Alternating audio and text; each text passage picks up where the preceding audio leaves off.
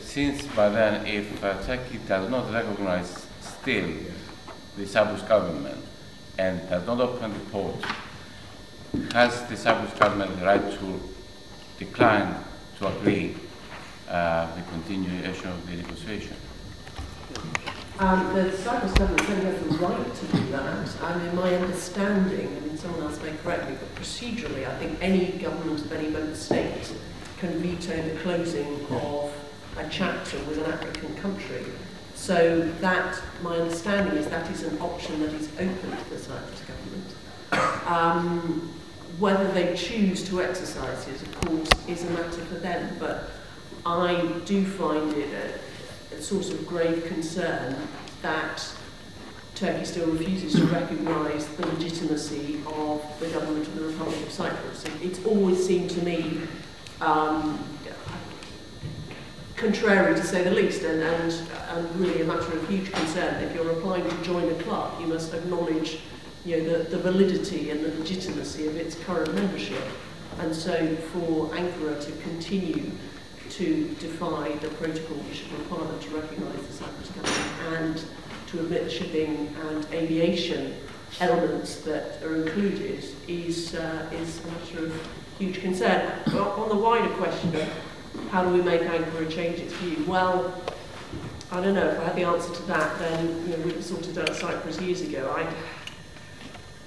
I mean, they're sort of the key. I think, as I said in my opening remarks, a key player is always going to be the US administration. And if there is any way that we can try and persuade the US administration to take a tougher line on Turkey, then that would make an enormous difference. But of course, that is a very, very hard task, which no government in this country or elsewhere in the world has succeeded in doing in the last 25 years. And then, of course, there is the debate as to, well, who is really in power in Turkey and the extent to which it's the government or it's the Turkish Deep State and the generals that one has to try and influence. And again, I'm afraid I don't have any easy answers for you, but just, the commitment that I think is very important. We do try and push as many levers as we have, both directly with Ankara and also with the US administration. But I'm sure, like everyone else in this room, I don't underestimate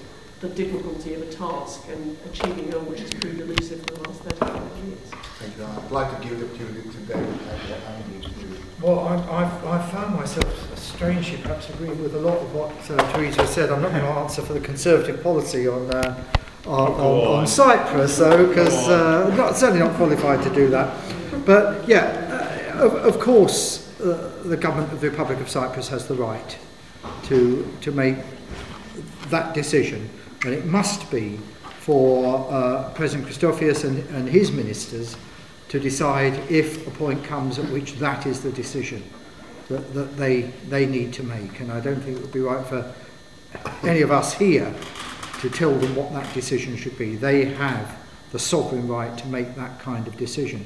And I also agree that what will move Turkey eventually is more likely to be the government of the United States of America than it is, I'm afraid, to be the European Union or certainly the government of the United Kingdom. And I think there were some interesting signs at first that the government of President Obama was perhaps showing an interest in Cyprus that the Bush administration really hadn't. I'm not sure that those positive early signs have really taken off anywhere so far, but it is early days.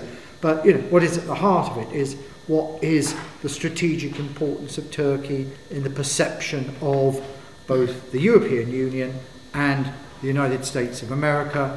How far is the United States of America prepared to, and indeed the European Union prepared to allow the government of Turkey or whoever is the power base in Turkey to continue not to recognise Cyprus, to pursue the kinds of policies that other people referred to tonight towards the Kurds and other minorities within Turkey. How far does the government of the United States feel that the strategic importance of Turkey enables it, the US, to overlook all of those things as long as Turkey remains facing westward?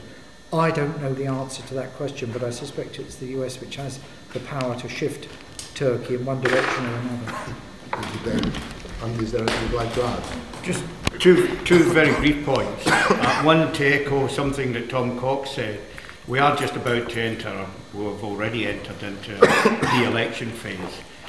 The necessary consequence of that is that there will be quite a great deal of competition between political parties about all sorts of things. Mainly it will be about domestic policy, but of course some of it will be about foreign policy. All I would and I think this will probably strike you as common sense, all I would ask all of you to do when it comes to Cyprus, look very carefully at what any and every of the political parties are saying, and don't always have an element of scepticism about what's being said to you about the ability of the United Kingdom or a United Kingdom government alone to solve the Cyprus problem. So I think you're all very well aware of that. You look long enough in the tooth to me to have been through a few elections before, and I'm sure you'll be through many others in the future as well, so it'd be somewhat sceptical. The other thing I wanted to say was really in a sense to comment on Turkey and how optimistic or pessimistic. I would suggest that we ought to be neither. We ought to recognise that Turkey will, as most states do, act in what it sees to be its own self-interest. And in my view, the most important thing in relation to that is Turkey's perceived desire, very strongly articulated, to join the European Union. And the reality is, if we were to close the door entirely to their membership of the European Union, I would submit to you that the leverage that anyone could have on the future actions of a Turkish government would be even less than they are at the present time. The EU and their attempt to become members of the EU is what gives us the limited leverage we have, and we have to keep them on board as far as that's concerned. Thank you very much, Andy. I'm just going to take just but two more questions, and I've seen them from a while. I think it'd be unfair not to take them.